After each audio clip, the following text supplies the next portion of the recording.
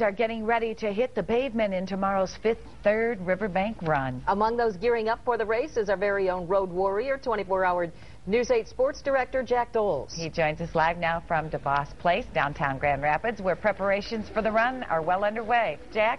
We're with Greg Meyer, and as a first-time runner, I'm really curious with this first question.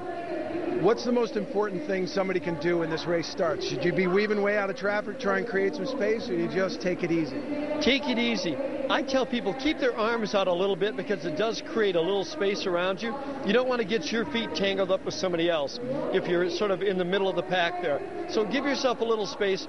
Don't panic. It's going to be slow the first half mile. All right, with conditions we're looking at, windy, rainy, anything you should do, things you should wear, not wear?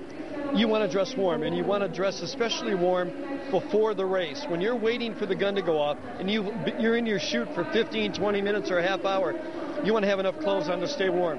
Toss it off right before you hear the gun go off, and then, you can peel stuff down and roll your sleeves up, but you want to dress and stay warm. I suggest wearing a hat. If it's cold out, you lose a lot of energy and heat through the top of your head, especially with a head like mine. All right, the field you've got here. Dan Brown, the defending champ, is back. How good is this field, and what kind of times are we looking at? I think the times will be slow this year given the weather conditions, and that's okay. I think it's going to make it a more competitive race. If it's windy and cold, they'll bunch up, and it'll become more of a strategic effort for him. Dan Brown, I think, is going to have his hands full, not only to win outright, but to win the U.S. title again.